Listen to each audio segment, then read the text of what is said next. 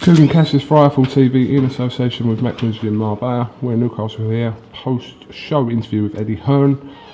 Hello. Hello. We've done an interview earlier on today. Let's start with Anthony Joshua.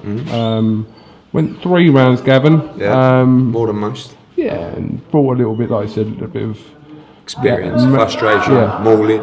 Listen, I know that, obviously we'll be criticised because the opponent, people will say he's got to step up. He was supposed to fight Kevin Johnson on January 31st. He got a stress fracture in his back. Most people probably wouldn't still be walking. He's worked very hard. We were touch and go whether to make tonight. And I think Gavin was the right opponent. He had a lot of rust to get rid of.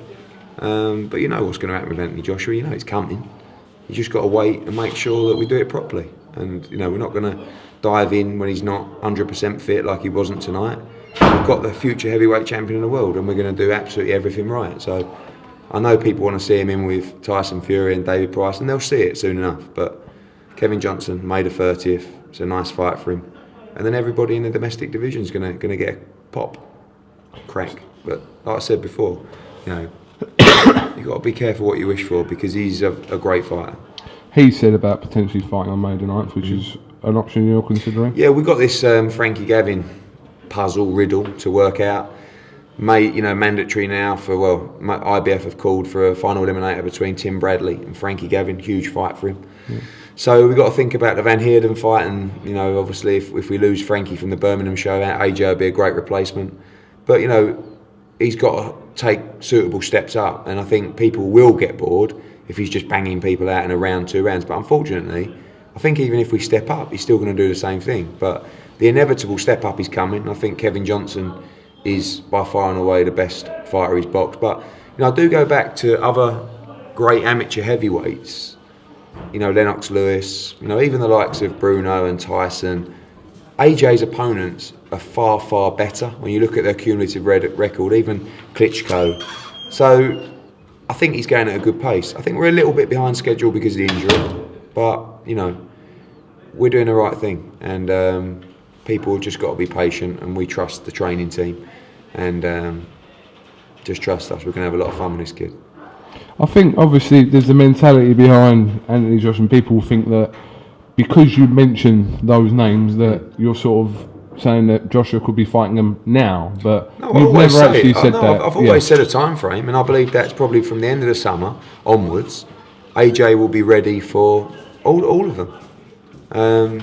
Like you say, you get to a stage and he could end up being 13, 14 and 0 by the end of the summer. He's ready. But we've got to do the progression. Every fight is a learning curve, and people will say, oh, what did he learn from tonight? Well, actually, he had a lot of rust. He got a little bit frustrated. Every fight brings something different. Unfortunately, it's so hard that when they get tagged, they don't want to fight. There's not many people that are going to get hit by him and want to fight. So, like I said, we're just doing everything right, and there'll be some people that don't think we're doing things right, but I think we're pretty good at knowing what we're doing. We've got a great team around us. He's got a great training team. We know what we're doing, and all these fights that people are calling out, they're going to happen, and they can't not happen. It's just a case of when. So just be patient. It's not going to be long now. Okay.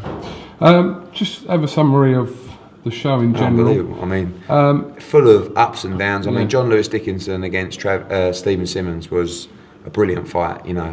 I had a small feeling for John Lewis because I knew he was fighting for his career in there tonight. Unbelievable support, and I think the atmosphere in here tonight was, especially when Joshua walked out, was absolutely first class. Felt Simmons was in control of the early rounds, had the more power, strength, and then just ran out of gas.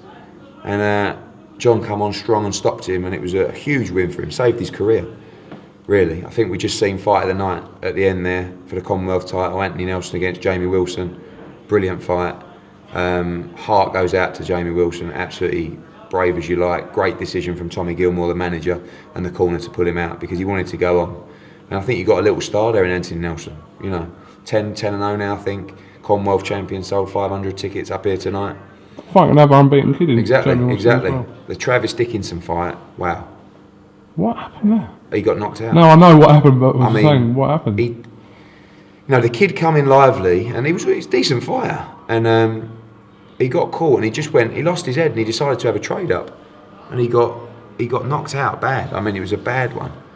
And wow, that was just totally unexpected. So that was a big loss for the home fighter.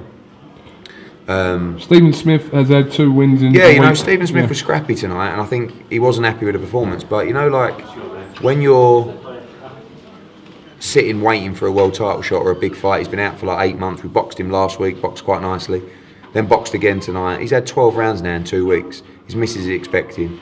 Go and have time on the boat. We just wanted to get him out, and you know, some people say like, why didn't you show the Stephen Smith fight live? Well, when I do, they go, why are you showing these exhibition fights? It's like, so you can't really win, but I'm pleased that he's got 12 rounds under his belt, and now I've got to go and make him a big fight. A world title fight? Hopefully, yeah. I mean, I've been trying for a while. We were on a great roll. He won the WBC silver in Leeds, and then all of a sudden he boxed in July. He had an elbow operation, then he had an illness, ruled him out of 2 or 3 fights, supposed to have a big fight on the Bellew Cleverly card. And now he's back, so he's ready now. He's ready to fight anybody. Jeff Saunders, I thought, was absolutely fantastic, electric, cracking knockout. Charlie Flynn, great to see him boxing, boxed well. Valili was in a bit of a barnstormer. I thought he, looked like he could get through at one stage. Lewis Ritson looked good. Hosea Burton's ready for a title fight. Jordan King knocked Jordan out King, yeah, that was a Jackson. bad knockout. In fact, there was some bad knockouts tonight. But it was like everything happened tonight. Everything happened, and that was good.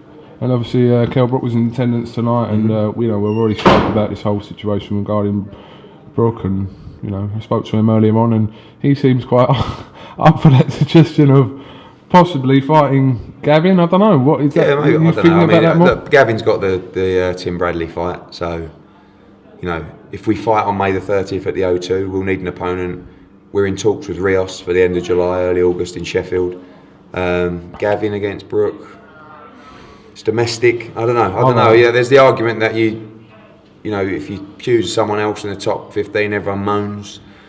At least if you give a Brit a fight, I don't know. I mean, like I said, we're in negotiations for the Bradley fight at the moment, and either way, Gavin's in a good position. He's in a great position. Yeah. Gavin's in an unbelievable position. Yeah. He's got to fight Tim Bradley, yeah. And he might fight Kell Brook, and he's supposed to be fighting Chris Bannier. I mean, he's like Gavin's golden at the minute. So yeah, I think next 24, 48 hours we've got to make a move. You did say a few days ago that you will possibly know something next week about whether Quigg Frampton will happen in June. Is that still the case? Yeah, ongoing. I mean, it's frustrating. All these fights are frustrating, and we lost the possibility of doing Brook Khan, and it's frustrating. I don't want to lose the possibility of doing Frampton Quigg. I think you'll get some more news on that next week, but that's all I can tell you at the moment, I'm afraid. Alright, now on to Leeds. Yeah. Next week, Josh Warrington. Obviously, that's banged out at Leeds. Yeah, And, we'll have. I think we'll get 10,000 in there. It's going to be the loudest. It's going to be the best atmosphere, I believe. Well, Hatton Zoo was right up there for Butte, but non-world title fight particularly, and one of the best atmospheres I think you've ever seen in the British ring. It's a packed card. Bob Adgersafe for the Commonwealth title. Got Tyrone Nurse against Chris Jenkins for the British light welterweight title. It's a great fight. A rematch of Martin Ward against Maxie Ward for the WBC International. You've got Rocky Fielding on the card. You've got Callum Johnson added to the card. You've got John Joe Carroll added to the card, prize fighter champion. You've got Josh Warrington, WBC eliminator. So it's going to be a wonderful night, and the atmosphere is going to be jumping. Okay. You going back tonight? No. No. No, in the morning. With you. Early start. It's a long trek. Took me 6.5 hours yesterday. Alright, Eddie, thanks for talking to IFL TV as always. An absolute pleasure. Nice. And it was actually a very good atmosphere. And Great atmosphere, great night. Nice Thank you show, to the really. Newcastle fans. Definitely. Is that an email? They don't stop, mate. They don't stop. Right, mate. Thank you very much.